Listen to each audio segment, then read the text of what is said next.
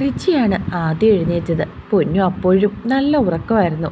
അവൻ അവളെ ഉണർത്താതെ തന്നെ ഫ്രഷായിട്ട് ഇറങ്ങി. പൊന്നുട്ടാ, എഴുന്നേക്ക്, വാ, ഫുഡ് കഴിക്കണ്ടേ? ഉറക്കം വരുന്നിച്ചായ, പ്ലീസ്. ഇങ്ങനെ എപ്പോഴും കിടന്നുറങ്ങിയാൽ നിന്നെപ്പോലെ എൻ്റെ മക്കളും മടിയന്മാരാകും. അങ്ങോട്ട് എഴുന്നേറ്റേ. അവൻ അവളുടെ കയ്യിൽ പിടിച്ചുകൊണ്ട് പറഞ്ഞതും അവൾ മനസ്സില്ലാ മനസ്സോടെ എഴുന്നേറ്റിരുന്നു. എടി ദുഷ്ടേ, ഇന്നലെ ഉറങ്ങാൻ പോലും സമ്മതിക്കാതെ എന്നെ കൊണ്ട് കേക്ക് ഉണ്ടാക്കിച്ചിട്ട് ഒന്ന് ടേസ്റ്റ് പോലും ചെയ്ത് നോക്കാതെ നീ ഉറങ്ങിയില്ലേടി? അവൻ രണ്ട് കൈയും വെളിയിൽ കുത്തിക്കൊണ്ട് അവളോട് പറഞ്ഞു. സോറി ഇച്ചായ, ഇച്ചായൻ്റെ കൊച്ചല്ലേ, ക്ഷമിച്ചേക്ക്. എല്ലാം ചെയ്തിട്ട് ഇച്ചായൻ്റെ കൊച്ചല്ലേ, ക്ഷമിച്ചേക്കെന്നൊരു വാചകം കൂടി പറഞ്ഞാൽ എന്നെ വീട്ടാലോ അല്ലേടി കുറുമ്പി? അവൻ അവളുടെ മൂക്കിൽ പിടിച്ച് വലിച്ചുകൊണ്ട് പറഞ്ഞു.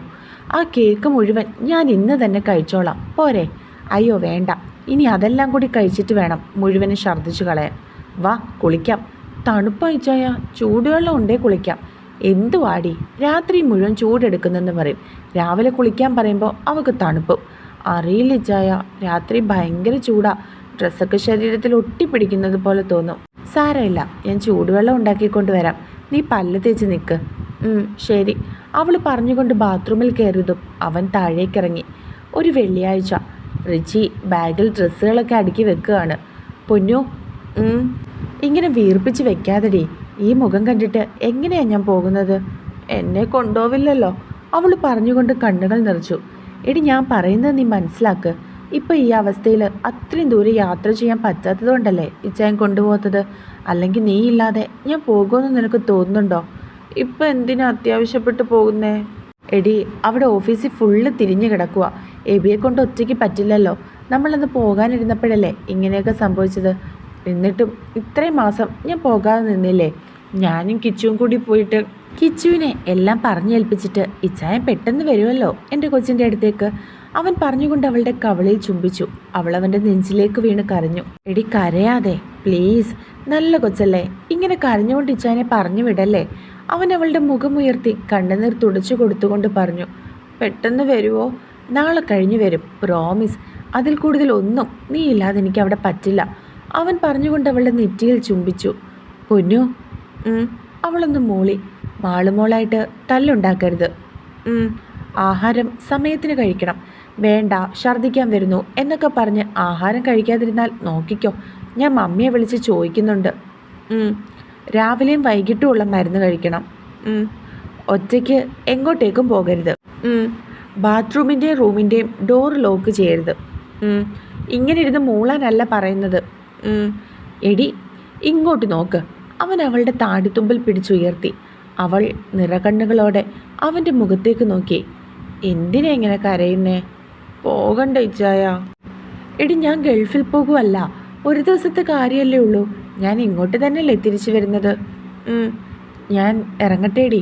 അവൻ അവളുടെ മുൻപിൽ മുട്ടുകുത്തിയിരുന്ന് അവളുടെ കയ്യിൽ പിടിച്ചുകൊണ്ട് ചോദിച്ചു. അത് കേട്ടതും അവൾ പൊട്ടിക്കരഞ്ഞു. പൊന്നു, കരയാതെടി പ്ലീസ്. അവൻ അവളുടെ കണ്ണുനീർ തുടച്ചു കൊടുത്തു. വാ. അവൻ അവളെ കട്ടിലിൽ നിന്നും എഴുന്നേൽപ്പിച്ചു. അവൻ അവളുടെ നെറ്റിയിലും കവിളിലും ചുണ്ടിലും അമർത്തി ചുംബിച്ചു. അവളെയും കൊണ്ട് അവൻ ഇറങ്ങിയതും അവനെ കാത്തുന്ന പോലെ ആനി മാളുമോളുമായിട്ട് നിൽപ്പുണ്ടായിരുന്നു. അടുത്ത് തന്നെ വിൽസണും കിച്ചുവും നിൽപ്പുണ്ട്. ഇവളെന്തിനാ ഇങ്ങനെ മുഖവും വീർപ്പിച്ചിരിക്കുന്നത്? എടി, നിന്റെ ഇച്ചായൻ എനിക്ക് കൂട്ടുവരുന്നേ ഉള്ളൂ, അവിടെ നിൽക്കാൻ വരുമല്ല. കിച്ചു അവളെ കളിയാക്കിക്കൊണ്ട് പറഞ്ഞു. ഡാ, എൻ്റെ കൊച്ചിനെ കളിയാക്കാതെ. റിച്ചി പൊന്നുവിനെ സപ്പോർട്ട് ചെയ്തുകൊണ്ട് പറഞ്ഞു. ആൽബി വന്നില്ലേടാ? ഇപ്പം വരും ചേട്ടായി. മോനെ സൂക്ഷിച്ചൊക്കെ പോകണേ, ആനി ആവലാതിയോടെ പറഞ്ഞു. ആ മമ്മി. മാളുസേ, അപ്പം പോയിട്ട് വരാട്ടോ. അവൻ കുഞ്ഞിനെ ആനിയുടെ കയ്യിൽ നിന്നും വാങ്ങി ചുംബിച്ചുകൊണ്ട് പറഞ്ഞു. അവൾ ചിരിച്ചുകൊണ്ട് അവനെയും തിരികെ ചുംബിച്ചു. അപ്പോഴേക്കും ആൽബി കാറുമായി വന്നിരുന്നു. ഇവളെന്താ ഇങ്ങനെ ചുവന്ന് വീർത്തിരിക്കുന്നേ? ആൽബി ചിരിയോടെ കാറിൽ നിന്നും ഇറങ്ങിക്കൊണ്ട് ചോദിച്ചു. റിച്ചി ചിരിച്ചുകൊണ്ട് പൊന്നുവിനെ നോക്കി. അവളിപ്പോൾ വീർത്തു പൊട്ടുമെന്ന രീതിയിൽ നിൽക്കുകയാണ്. മോളെ കരയാതെ, അവൻ മറ്റന്നാളിങ്ങ് വരുമല്ലോ. ആനി അവളെ സമാധാനിപ്പിച്ചു. റിച്ചി മാളുവിനെ വിൽസന്റെ കയ്യിലേക്ക് കൊടുത്തു. പോകാൻ ചേട്ടായി, കിച്ചു പറഞ്ഞതും റിച്ചി കാറിലേക്ക് കയറി. കിച്ചുവും എല്ലാവരോടും യാത്ര പറഞ്ഞുകൊണ്ട് ഇറങ്ങി. മോളെ കരയാതെ, ആനി പൊന്നുവിനെ വീണ്ടും സമാധാനിപ്പിച്ചുകൊണ്ട് പറഞ്ഞു. കാർ എടുത്തതും റിച്ചി പൊന്നുവിനെ ഒന്നുകൂടി നോക്കി. അവൾ കുനിഞ്ഞു നിൽക്കുകയാണ്. ആനി അവളെ സമാധാനിപ്പിക്കുന്നുണ്ട്. റിച്ചിയുടെ കണ്ണുകൾ നിറഞ്ഞു. അയ്യേ, ചേട്ടായും ദേ കരയുന്നു. കിച്ചു റിച്ചിയെ കളിയാക്കി. പോടാ, നിനക്കൊന്നും അത് പറഞ്ഞാൽ മനസ്സിലാവില്ല. പിന്നെ പറയുന്നത് കേട്ടാൽ തോന്നും ചേട്ടായി ഗൾഫിൽ പോകുവാണെന്ന്. ശരിക്കും ഞാനല്ലേ പോകുന്നത്. കിച്ചു അവനെ നോക്കി പറഞ്ഞു. അവൾക്ക് വയ്യാത്തത് കൊണ്ടാ, അല്ലെങ്കിൽ ഞാൻ എൻ്റെ കൊച്ചിനെയും കൂടി കൊണ്ടുപോയേനെ. റിച്ചി പറഞ്ഞതും കിച്ചുവും ആൽബിയും ചിരിച്ചു. മോളെ വാ കഴിക്കാം. ഉച്ചയ്ക്ക് ആനി പൊന്നുവിനെ വിളിച്ചു. എനിക്ക് വേണ്ട അമ്മേ.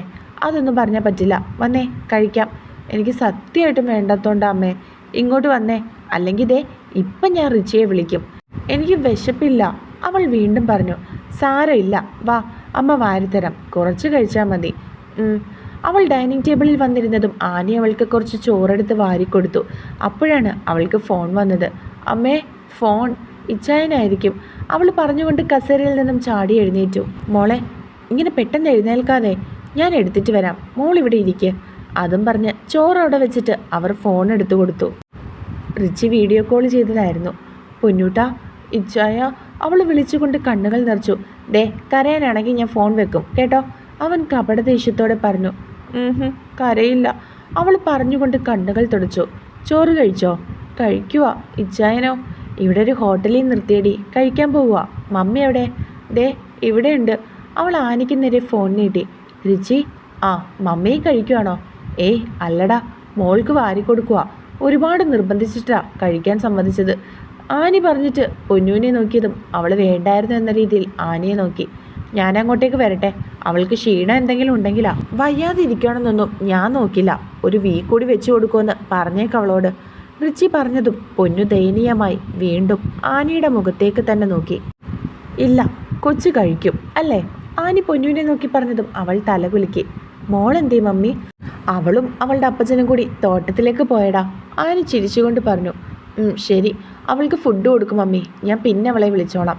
റിച്ചി പറഞ്ഞുകൊണ്ട് ഫോൺ വെച്ചു.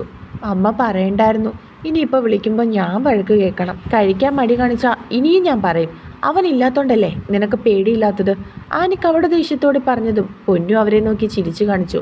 രാത്രി 10 മണി വരെയും റിച്ചിയും പൊന്നും സംസാരം തന്നെയായിരുന്നു. ലാസ്റ്റ് ആനി വന്ന് രണ്ടിനെയും വഴക്ക് പറഞ്ഞു. പൊന്നുവിനിപ്പോൾ ഫോൺ അധികം യൂസ് ചെയ്യാൻ പറ്റില്ലെന്നും മറ്റും പറഞ്ഞ് രണ്ടിനെയും ഫോൺ വെപ്പിച്ചു. രാത്രിയിൽ എങ്ങനെയൊക്കെ കിടന്നിട്ടും പൊന്നുവിന് ഉറക്കം വരുന്നില്ലായിരുന്നു. ആനയാണ് അവളുടെ അടുത്ത് കിടന്നത്. അവൾ തിരിഞ്ഞും മറിഞ്ഞും കിടന്നു. എന്താ മോളെ, ഉറക്കം വരുന്നില്ലേ? ഇല്ലമ്മേ, എനിക്ക് ഉറക്കം വരുന്നില്ല. ഞാൻ ഇച്ചായനെ ഒന്ന് വിളിച്ചോട്ടെ. അവനിപ്പോൾ വെച്ചിട്ട് പോയതല്ലേ ഉള്ളൂ മോളെ. ഇപ്പം നല്ലോണം ഉറങ്ങേണ്ട സമയമാണ്. മോള് കിടന്ന് ഉറങ്ങിക്കേ. എങ്കിൽ അമ്മ അലമാരയിൽ നിന്ന് ഇച്ചായൻ്റെ ഒരു ഷർട്ട് എടുത്തുകൊണ്ട് തരുമോ പ്ലീസ്? അവൾ അവരുടെ കയ്യിൽ പിടിച്ചുകൊണ്ട് പറഞ്ഞതും അവർ ചിരിച്ചുകൊണ്ട് എഴുന്നേറ്റ് അലമാരയിൽ നിന്നും അവൻ്റെ ഒരു ഷർട്ട് എടുത്തു കൊടുത്തു. ഇനി ഉറങ്ങിക്കേ. അവൾ മൂളിക്കൊണ്ട് അത് നെഞ്ചോട് ചേർത്ത് ചുരുണ്ടുകൂടി തിരിഞ്ഞു കിടന്നു. രാവിലെ 10 മണിയോടെയാണ് അവൾ എഴുന്നേറ്റത്.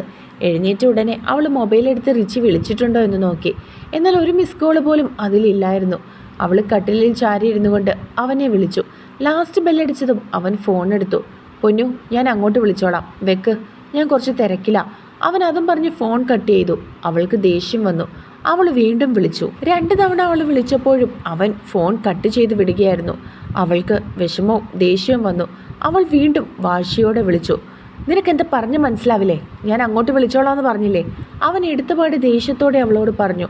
എനിക്ക് സംസാരിക്കണം. ദേ നോക്കു പൊന്നു, എന്നെ ദേഷ്യം പിടിപ്പിക്കരുത് കേട്ടല്ലോ. എനിക്ക് ഇച്ചാനോട് സംസാരിച്ചേ പറ്റുള്ളൂ. അവളും വിട്ടുകൊടുക്കാതെ ദേഷ്യത്തോടെ പറഞ്ഞു. എനിക്ക് നിന്റെ കുട്ടിക്കളി കേട്ടോണ്ടിരിക്കാൻ ഇപ്പം സമയമില്ല, വെച്ചിട്ട് പോടി. അവൻ ദേഷ്യത്തോടെ പറഞ്ഞതും അവൾ കണ്ണുകൾ നിറച്ചുകൊണ്ട് ഫോൺ വെച്ചു. എന്നേക്കാൾ ഇമ്പോർട്ടൻ്റ് ആണ് അതൊക്കെ. അവനോടുള്ള ദേഷ്യത്തിൽ അവൾ തലേണയെടുത്ത് തറയിലേക്ക് എറിഞ്ഞുകൊണ്ട് പറഞ്ഞു. മോളെ വാ, കുളിച്ചിട്ട് കഴിക്കണ്ടേ? ആനി അവളെ വിളിച്ചുകൊണ്ട് കയറി വന്നു. എനിക്ക് വേണ്ട, അവൾ ദേഷ്യത്തോടെ പറഞ്ഞു. അതെന്താ വേണ്ടാത്തത്? വന്നേ, മരുന്ന് കഴിക്കാനുള്ളതാ. എനിക്ക് വേണ്ടെന്ന് പറഞ്ഞില്ലേ? മോളെ കുറച്ച് കഴിക്കേ. റിച്ചി അറിഞ്ഞാൽ എന്നെയായിരിക്കും വഴക്ക് പറയുന്നത്. അമ്മയ്ക്ക് പറഞ്ഞാൽ മനസ്സിലാവില്ലേ? എനിക്ക് വേണ്ടെന്ന് പറഞ്ഞാൽ വേണ്ട. അവൾ ദേഷ്യത്തോടെ പറഞ്ഞതും അവർ തിരിഞ്ഞു നടന്നു. അത് കണ്ടപ്പോൾ അവൾക്ക് വിഷമം വന്നു. അമ്മേ, അവൾ വിളിച്ചതും അവർ തിരിഞ്ഞു നോക്കി. സോറി, അവൾ കണ്ണുകൾ നിറച്ചുകൊണ്ട് പറഞ്ഞു. സാരല്ല കേട്ടോ, കരയണ്ട. അവർ അടുത്ത് വന്ന് നിന്നുകൊണ്ട് അവളുടെ കണ്ണുനീർ തുടച്ചു കൊടുത്തുകൊണ്ട് പറഞ്ഞു. എന്തിനാ എൻ്റെ കുറുമ്പിക്ക് ഇന്നിത്ര ദേഷ്യം? ഇച്ചായൻ വിളിച്ചില്ല അമ്മേ, ഞാൻ വിളിച്ചപ്പോൾ എന്നോട് ദേഷ്യപ്പെട്ടു. അവൾ കണ്ണുകൾ നിറച്ചുകൊണ്ട് അവരോട് പരാതി പോലെ പറഞ്ഞു. സാരമില്ല കേട്ടോ, അവൻ എന്തെങ്കിലും ടെൻഷനിലായിരിക്കും, അല്ലാതെ അവൻ മോളോട് ദേഷ്യപ്പെടില്ലല്ലോ. അവർ ചിരിച്ചുകൊണ്ട് അവളുടെ നെറുകയിൽ തലോടി. ഞാനിനി മിണ്ടില്ല, നോക്കിക്കോ, അവൾ പറഞ്ഞുകൊണ്ട് മുഖം വീർപ്പിച്ചിരുന്നു. ഓവ്, ഇതൊക്കെ കണ്ടാൽ മതിയായിരുന്നു. അവനെ കാണുമ്പോൾ ഇച്ചായാന്നും വിളിച്ച് നീ ഓടി ചെല്ലില്ലേടി കുറുമ്പി. ഇല്ല, ഇത്തവണ ഞാൻ മിണ്ടില്ല. എന്നെ ഇത്ര നേരമായിട്ടും വിളിച്ചില്ലല്ലോ. എന്നിട്ട് ഞാൻ സംസാരിക്കാൻ വേണ്ടി അങ്ങോട്ടേക്ക് വിളിച്ചപ്പോൾ എന്നോട് ദേഷ്യപ്പെടുകയും ചെയ്തു. ഇനി ഞാൻ മിണ്ടില്ല. അവളുടെ സംസാരവും ദേഷ്യവും കണ്ട് ആനിക്ക് ചിരി വന്നു. ശരി ശരി, വാ കുളിക്കാം. സമയത്തിന് ആഹാരം ഗുളികയും കഴിക്കേണ്ടതാ. കുളിക്കണോ? അവൾ നെറ്റി ചുളിച്ചുകൊണ്ട് ചോദിച്ചു. കുളിക്കണം. അവൻ പറഞ്ഞിട്ടാ പോയത് നീ കുളിക്കാൻ മടി കാണിക്കുമെന്ന്. അതുകൊണ്ട് ചൂടുവെള്ളമൊക്കെ ഞാൻ റെഡിയാക്കി വെച്ചിട്ടുണ്ട്. മോൾ എഴുന്നേറ്റ് മുഖം കഴുകുക, ഞാൻ എടുത്തിട്ട് വരാം. അവൾ മനസ്സോടെ കട്ടിലിൽ നിന്നും എഴുന്നേറ്റുകൊണ്ട് ബാത്റൂമിലേക്ക് കയറി. അവൾ ബാത്റൂമിൽ നിന്നും ഫ്രഷായി ഇറങ്ങിയതും ഫോൺ റിങ് ചെയ്തു നിന്നു. അവൾ ഫോൺ എടുത്ത് നോക്കി. 10 മിസ് കോള് റിച്ചിയുടെ വക അവളുടെ ഫോണിൽ ഉണ്ടായിരുന്നു. ഞാനെടുക്കില്ല, വിളിച്ചപ്പോൾ സംസാരിക്കാൻ വയ്യായിരുന്നല്ലോ, അവിടെ കിടക്കട്ടെ. അവൾ പറഞ്ഞുകൊണ്ട് ഫോൺ കട്ടിലിലേക്ക് ഇട്ടുകൊണ്ട് തല തുവർത്താൻ തുടങ്ങി. മോളെ, ആനി വിളിച്ചുകൊണ്ട് അവളുടെ റൂമിലേക്ക് കയറി വന്നു. എന്താ അമ്മേ? അവൾ സംശയത്തോട് ചോദിച്ചു. മോളെന്താ റിച്ച് വിളിച്ചിട്ട് ഫോൺ എടുക്കാഞ്ഞത്? ഞാൻ കണ്ടില്ല അമ്മേ, ഞാൻ കുളിക്കുമല്ലായിരുന്നോ?